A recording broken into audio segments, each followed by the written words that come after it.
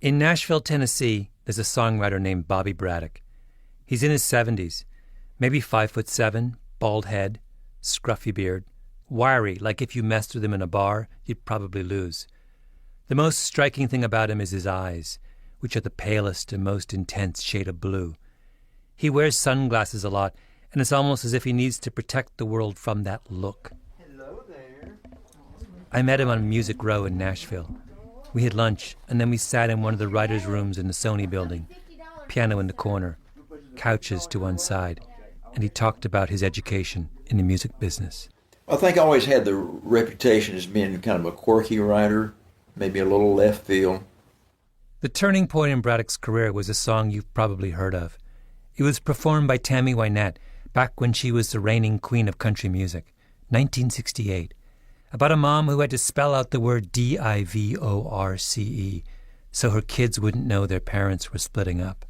So, D-I-V-O-R-C-E. Yeah. Wrote this, did a demo on it, and no takers. Nobody did it. Nobody recorded. D-I-V-O-R-C-E was a song with a gimmick. Braddock did a lot of gimmicky songs back then. No one wanted this one. So Braddock went to a friend and longtime collaborator, Curly Putman. So I said, well, why is nobody recording? He said, I think around the important part of your song, it's such a sad song, and your melodies on that part is too happy. And what I was doing was, oh, I wish that we could stop this D-I-V-O-R-C-E. A little bit like a soap commercial. And I said, well, what would you do? And he got his guitar, and he had this really mournful singing style. Tammy Wynette was a big fan of Curly's singing. She loved his singing because his singing was just so sad.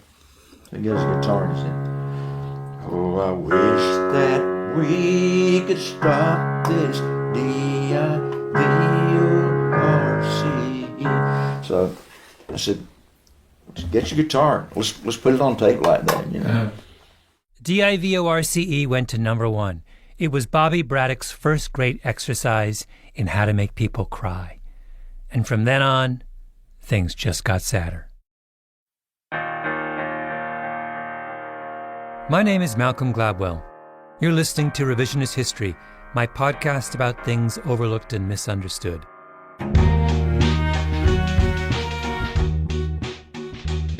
This episode is about something that has never made sense to me.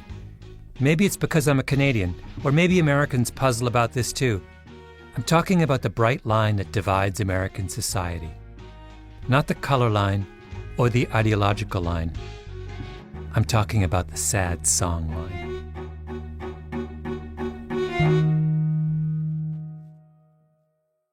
I don't know why people don't talk about this more, because it's weird. For the sake of argument, let's use the rock magazine Rolling Stone's list of the best songs of all time, the top 50. These are the critics' choices. Hotel California by the Eagles comes in at 49, which, as far as I can tell, is a song about drugs. Tutti Frutti by Little Richard at 43. Tutti Frutti, which I remind you has as its signature lyric, Tutti Frutti, oh Rudy, Tutti Frutti, oh Rudy, Tutti Frutti, oh Rudy, Tutti Frutti, oh Rudy, wop bop a loo bop a lop bam boom. There's Dancing in the Street at 40, Light My Fire, Be My Baby, Nirvana's Smells Like Teen Spirit, Derek and the Dominoes, Layla. There are songs about wanting to have sex, songs about having sex, songs about getting high, presumably after having sex. Number one song on the list, Like a Rolling Stone by Bob Dylan. Ah, you've gone to the finest schools, all right, Miss Lonely, but you know you only used to get juiced in it. Nobody's ever taught you how to live out on the street, and now you're gonna have to get used to it. I think that's a song about someone who dropped out of Harvard. The number one rock song of all time is about dropping out of Harvard.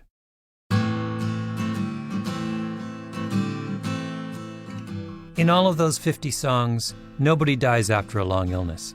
No marriage disintegrates. Nobody's killed on a battlefield. No mother grieves for a son. The closest that any song in Rolling Stone's list comes to being truly sad is Smokey Robinson's Tracks of My Tears, which is, first of all, number 50, so they put the sad song at the bottom of the list. And secondly, it's about a guy at a party. In their moments of greatest travail, the protagonists of rock and roll's sad songs still get to go to parties.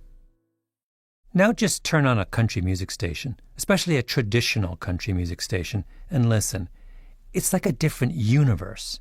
Marriages going to hell, people staring into their shot glass in a honky-tonk, people dying young.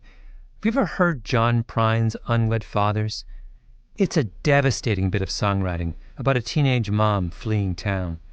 He sings it with his wife, Rachel.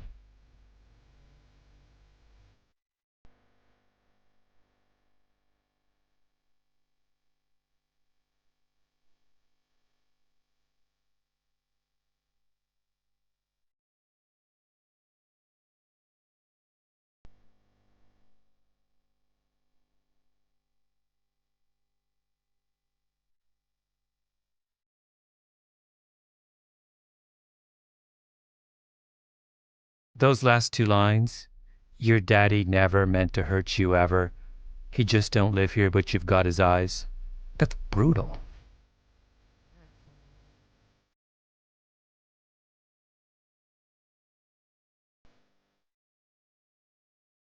One half of the country, the rock music part, wants their music to be hymns to extroversion. The other half wants to talk about real-life dramas and have a good cry. I don't get it. By the way, you know who wrote that Unwed Fathers song with John Prine? Bobby Braddock. Or maybe you've heard this, another classic.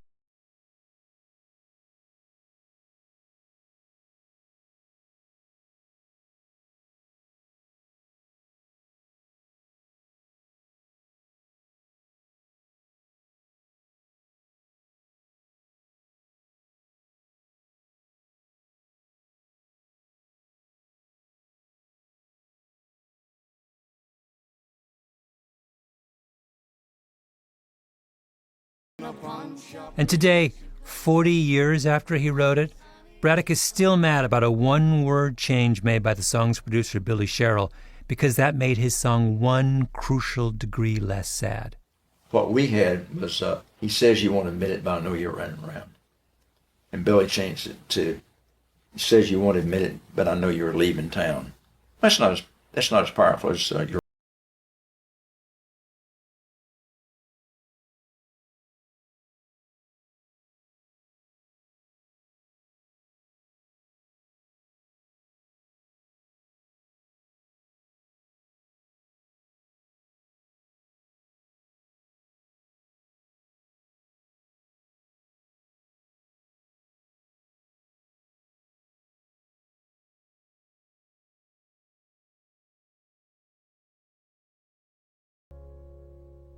Which brings us to maybe the greatest country song of all time. Certainly the saddest country song of all time. The song that made me get on a plane and go to Nashville. It was recorded by the great George Jones, one of the half-dozen or so most iconic figures in the history of country music. You just heard him singing in Golden Ring. Jones was famously the husband of Tammy Wynette for a time, a hard-living, dissolute megastar. Once, in the midst of an epic bender, Jones' family took his keys away, so he got on his riding mower and drove 8 miles to the liquor store to get some whiskey. This was a man who could pour his fractured heart into his music like no one else. A half-dozen times in his career, Jones found a song truly worthy of his talents. But it never got better than He Stopped Loving Her Today. I still remember when I first heard that song. And from the day I started thinking about this episode, I haven't been able to get it out of my head.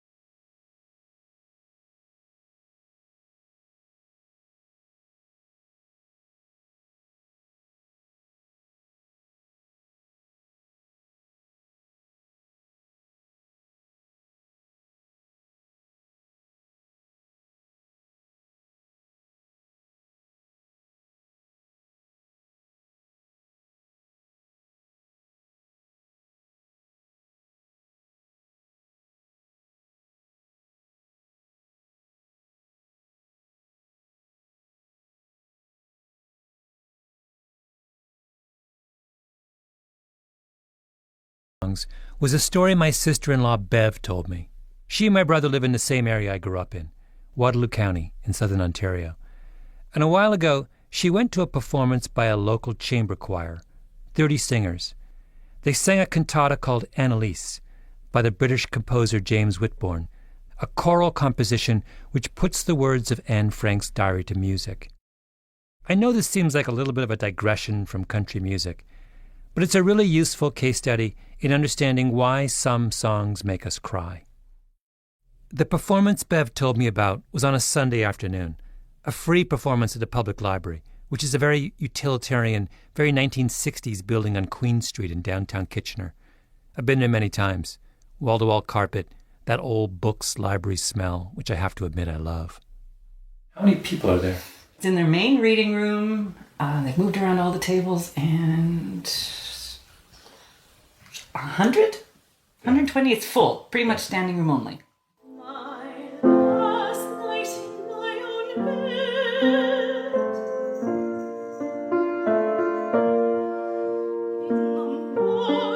As they're singing, I think, why is that alto not singing? And then I look over and I think, there's somebody else, a soprano not singing. That's odd because everybody else in their parts is singing. And I realized they were crying and they couldn't sing. Bev says she cried pretty much through the entire performance. She was looking straight ahead because she didn't want people to see she was crying, but it didn't matter because everyone was crying. When the performance was over, Bev approached the stage to talk to the soloist, the woman singing Anne Frank's words. I just went up to her afterwards and congratulated her on the beauty of the piece and her singing. And I said, and how did you manage to sing without crying?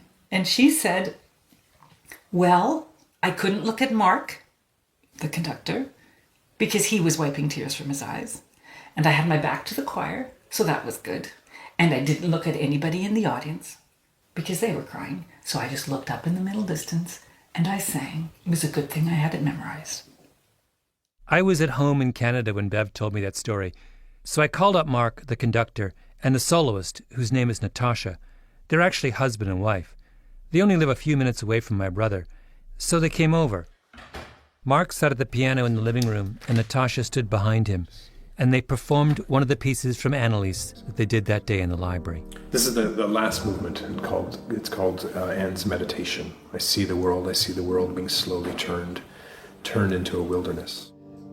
And yet, when I look at the sky, I feel everything will change.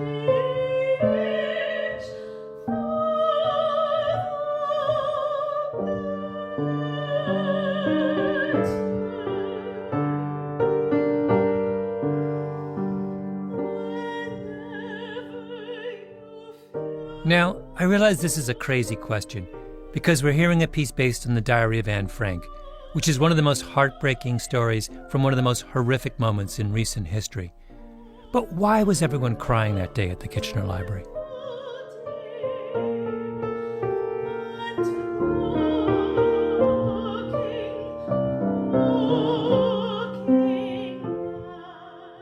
The obvious reason is that the music is beautiful. So is Natasha's singing. The performance is also authentic. There's nothing contrived about it. It wasn't at Carnegie Hall. People weren't wearing suits and evening gowns. They were at the Kitchener Library, and there's families getting books and kids running around and everyone's on stacking chairs with the tables pushed off to the side.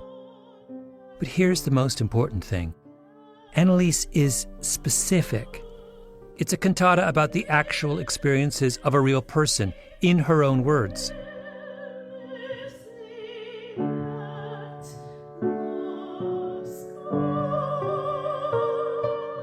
Bev says that when she cried, she started thinking about her own family, Mennonites who escaped terrible persecution in Russia. Natasha says that as she sang about 12-year-old Anne Frank, she was thinking about her own daughter, who was 10, and who was sitting right next to Bev in the audience. Beauty and authenticity can create a mood. They set the stage. But I think the thing that pushes us over the top into tears is details.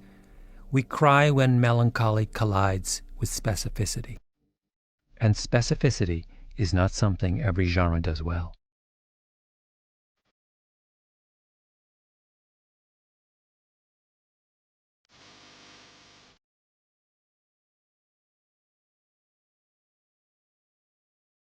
Wild Horses by the Rolling Stones, written by Keith Richards and Mick Jagger. It's a song about a conversation a man is having with a silent, suffering loved one. The story goes that Mick Jagger dreamt up the verses while sitting at the bedside of his then-girlfriend Marianne Faithfull as she recovered from an overdose.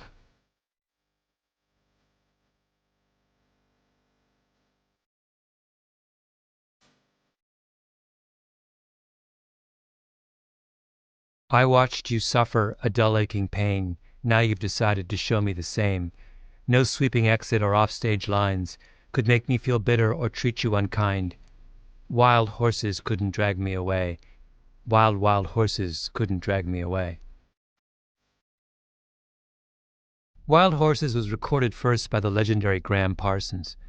Not long afterwards, Parsons died of an overdose, and his friend and protege, the country music singer Emmylou Harris, made a song in his memory. She wrote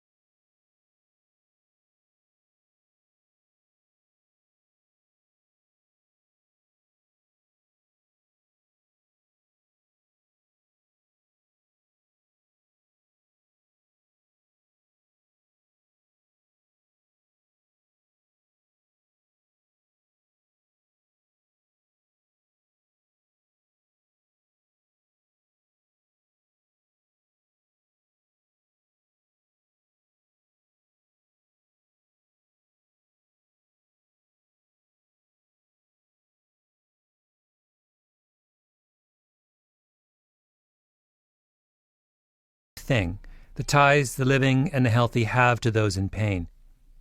But which is the sadder song? I don't think there's any question. Wild Horses is generic. Listen to how it starts. Childhood living is easy to do. The things you wanted, I bought them for you. Graceless lady, you know who I am. You know I can't let you slide through my hands. What's going on? Any idea? What is Mick yammering on about? Now compare that to the specificity of looking down from the airplane and seeing nothing but prairie. Then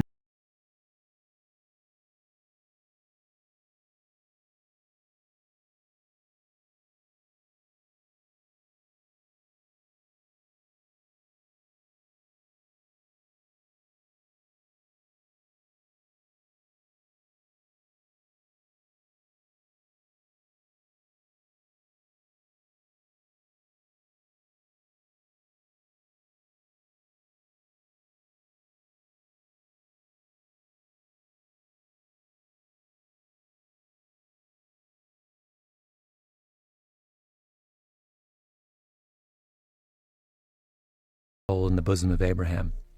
The bosom of Abraham is where the righteous dead go while awaiting judgment.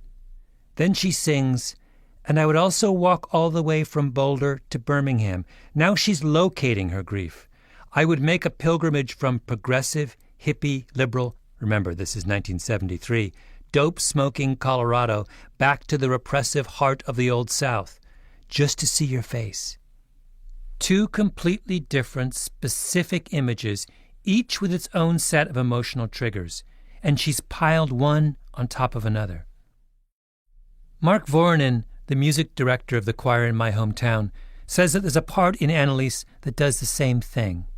Anne they're in hiding already, and she starts singing, and the composer has set these words in kind of a style of an American Sousa march.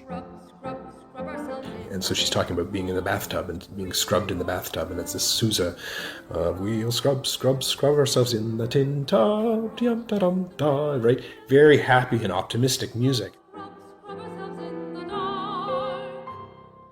Anne Frank in the bathtub, to the tune of a Sousa march, with the horrors of the Holocaust outside her door. 3 absolutely concrete images in merciless combination. It just floored me every time I heard it.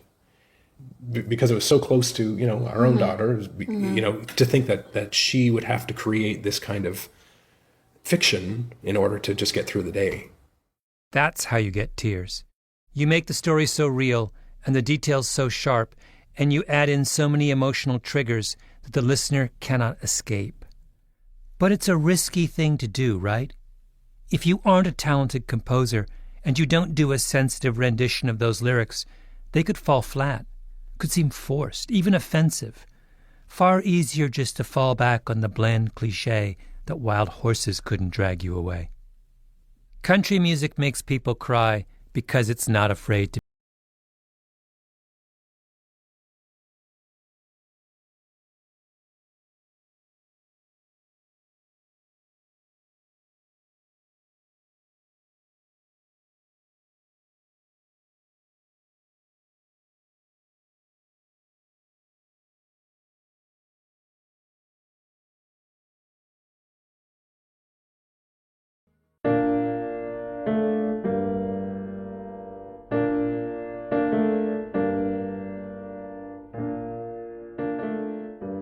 Bobby Braddock was born in Auburndale, Florida, a little town between Tampa and Orlando. His father grew citrus. They were Church of Christ, just about the most fundamentalist of fundamentalist Christians. Braddock moved to Nashville in 1964, just after getting married, to seek his fortune in the music business. He wrote his memoirs a few years ago. It's called A Life on Nashville's Music Row. I read it before I went to see him, and the best way to describe the book is that it's exhausting. I don't mean that in a bad way, because I couldn't put it down, but so much happens. You've lived this incredibly tumultuous, emotionally tumultuous life. I have, yeah. And in the book, it sounds like the first precipitating event is the death of your son. Braddock was touring with the country music legend Marty Robbins at the time. He and his wife Sue had a baby. The child was just a few months old when he died. Whenever I was in town, not on the road with Marty Robbins, every single day we'd buy fresh flowers, go put it on his grave. We were just pathetic. He and Sue fight. She cheats on him. He cheats on her. They break up. They get back together. They have a daughter. They divorce. His ex-wife mysteriously vanishes. He drinks a lot, gets into fights, owes enormous sums to the IRS, has a major bout with depression, smokes a lot of pot, lurches from one volcanic event to the next, and through it all, Braddock writes songs, hundreds of them. Your kind of tolerance for emotional volatility seems extraordinary. I guess. Tolerance is probably a pretty good word for it. Braddock walks over to the keyboard on the other side of the room. He begins to talk about an old girlfriend named Angela who committed suicide by driving her car into the river. When Angela died, her mother took her baby to raise it. And she sent me a picture of the little girl, Angela's child, when she was about 4 or 5 years old. Looked just like her mom. And picture of her standing out in the yard. And boy, it did a number on me.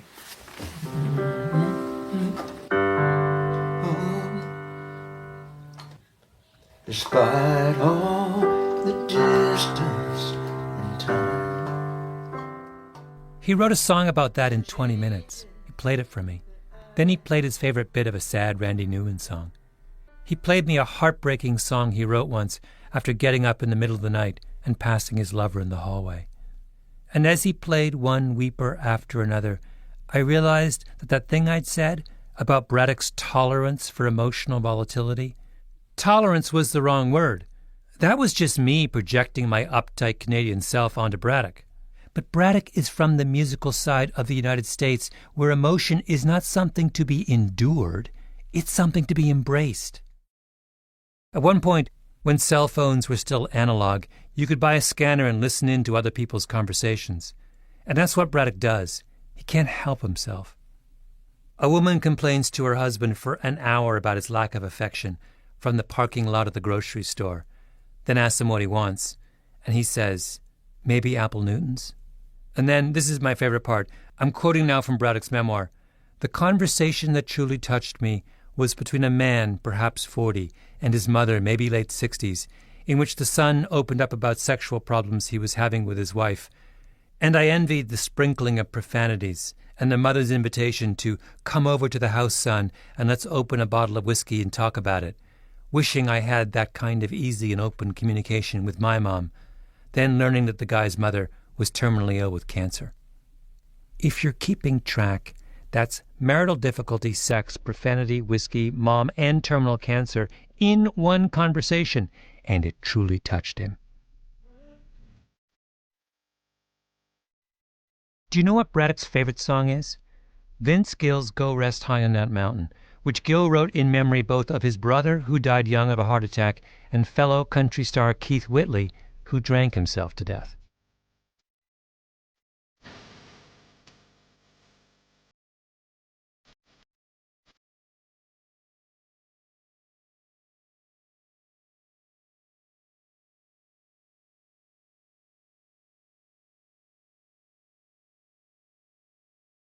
Oh my God, when Vince Gill and Ricky Skaggs and Patty Loveless are singing harmony on that thing, I go nuts. It still tears me up. Knowing that it's about death and that Vince wrote it about Keith Whitley and then about his own brother, and just the emotion that's in that song, it's just powerful.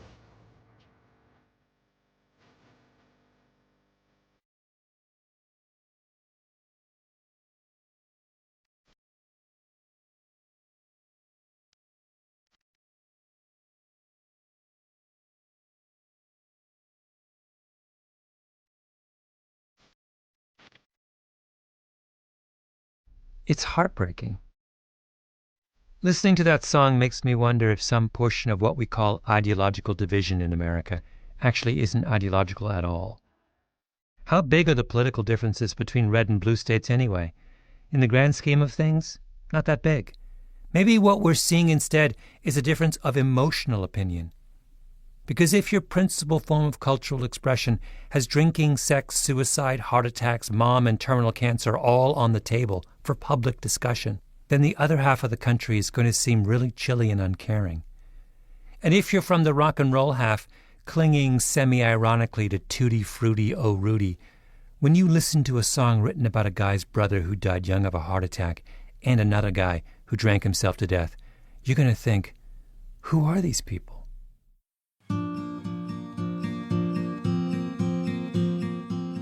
Here's another way to think about the sad songline.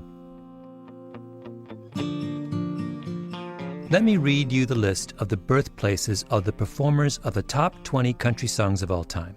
Again, I'm going to use the Rolling Stone magazine list. Ready?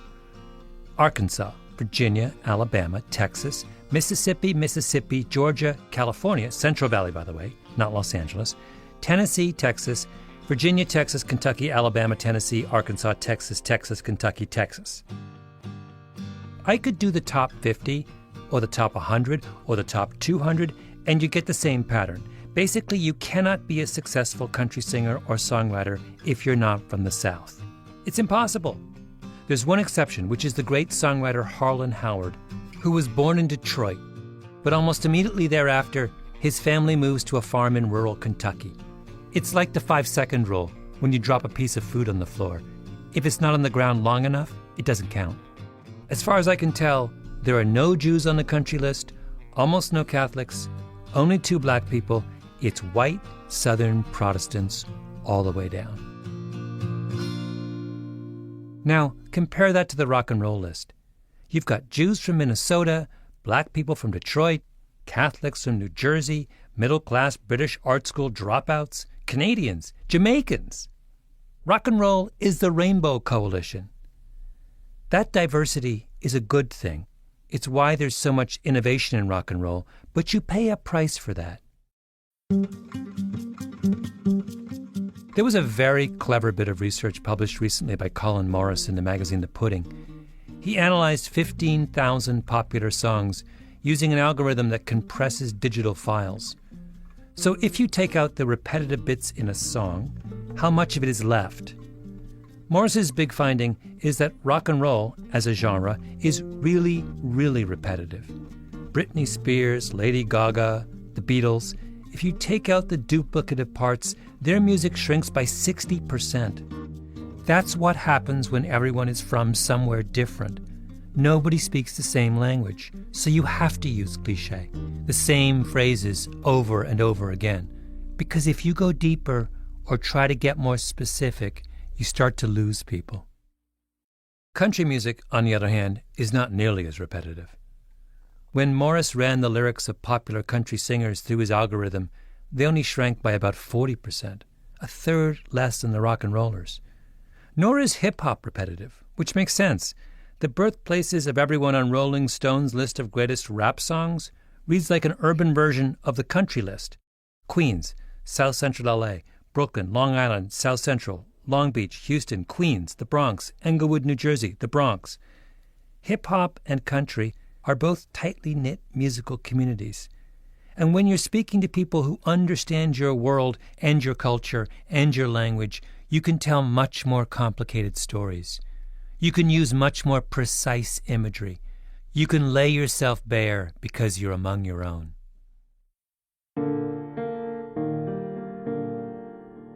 In the book, it sounds like your relationship with Sparky was the one that seemed the most creatively fruitful. It was. It was. Sparky was a beautiful blonde from northern Alabama, the great love of Bobby Braddock's life. Why was that? I think because my feelings about her were so strong. I mean, it was sort of a visceral thing. I think that's why I found Bobby Braddock's book so exhausting. It's because everything is felt. Everything is a mountain peak. And Sparky was Everest, high-altitude infatuation. That's the sort of thing that made people go absolutely crazy, you know. And that was the case with her, you know.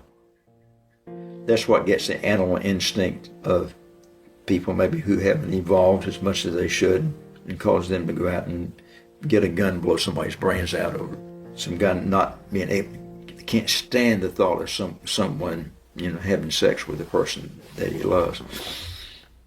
Braddock and Sparky were on and off lovers for years. It was intense, painful, euphoric. When it ended, Braddock was in pieces. He kept her picture on the wall. Went half crazy now and then. That's Braddock in the original demo he made of He Stopped Loving Her Today. But he still loved her through it all, hoping she'd come back again. I said, I'm not sure where it came from. It may have come from Sparky, you know. I honestly don't know. It'd be interesting. How could it not? Yeah, well, I think it probably did, but I can't say that for any certainty. Tomorrow they'll carry him away. I felt like Braddock shrank at that moment, listening to his tangled dreams, and then wanting to shake him at the end of the session. It's Sparky, Sparky. They found some letters by his bed. I mean, you wrote a song in the middle of the great defining love affair of your life. The relationship ends and you write a song about the heartbreak that a man carries to his grave. I mean, it's... Yeah, that's true. Could it be more clear? I went to see him one last time. Bobby Braddock wrote He Stopped Loving Her Today with his friend Curly in 1977. They took it to the singer George Jones. Jones was then at his lowest ebb, a wreck, strung out on cocaine and whiskey. He'd just checked out of a psychiatric hospital. The great love of his life, Tammy Wynette, had embodied her hit song Divorce and left him. Jones had just nearly shot and killed one of his best friends. The heartbroken Bobby Braddock has written a song about a man who cannot stop loving a woman, and it's sung by the heartbroken George Jones, who cannot stop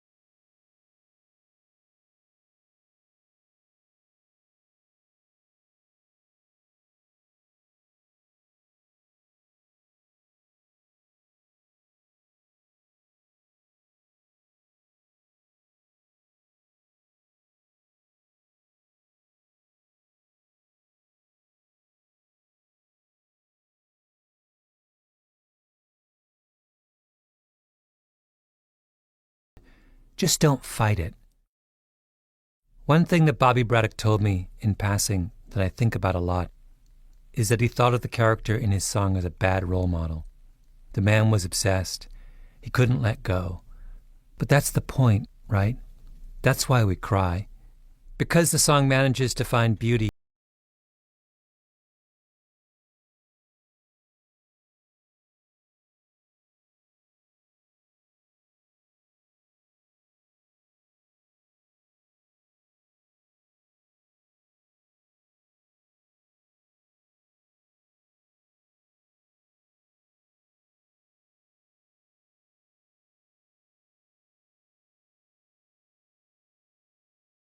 Gentlemen, and welcome to the Grand Ole Opry House, to the celebration of life of George Glenn Jones, one of the most important people ever, of all time and of any time in the history of country music.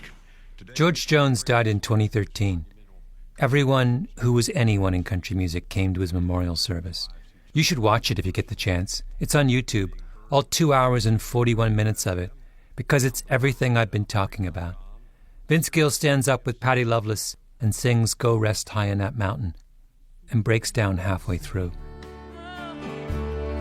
Go rest high on that mountain, son, you wait on earth this time. Travis Tritt remembers a conversation he once had with Chris Christopherson about how they expected George Jones to have died years before. And I looked at Chris and I made the comment, you know, with all the years of hard living that George had, who would have ever thought that he would outlive Tammy? And Chris looked at me and said, had it not been for Nancy, he would not have. Nancy Jones, George Jones's fourth and final wife, the real love of his life, his soulmate and companion. Travis Tritt holds out his hand towards Nancy, who's sitting right in the front row. George said it many times, she's my angel, and she saved my life. And so we owe you a debt of gratitude for that. Then comes the crowning moment of the day, the final performance. Alan Jackson strides out onto the stage, a big, rangy guy, craggy features, cowboy boots, jeans, long coat, white Stetson.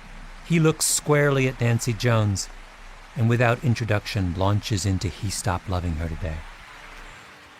He said, I'll love you till I die. She told him, you'll forget time. As the years went slowly by. And you realize, as he sings, that Braddock's song has gotten even more specific. It's no longer about a long-ago love affair. It's about right now. This is the day George Jones stopped loving Nancy Jones. Alan Jackson takes off his hat and places it over his heart. He stopped loving her today. And if you aren't crying, I can't help you. We love you, George.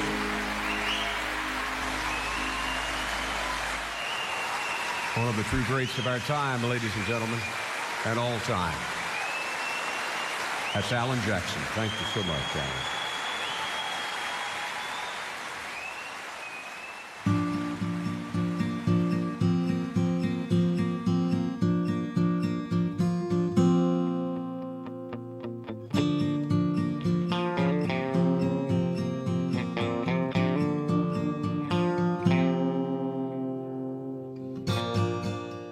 Revisionist History is produced by Mia Lobel and Jacob Smith with Camille Baptista, Stephanie Daniel, and Xiomara Martinez-White. Our editor is Julia Barton. Flawn Williams is our engineer. Original music by Luis Guerra. Special thanks to Andy Bowers and Jacob Weisberg of Panoply. I'm Malcolm Gladwell.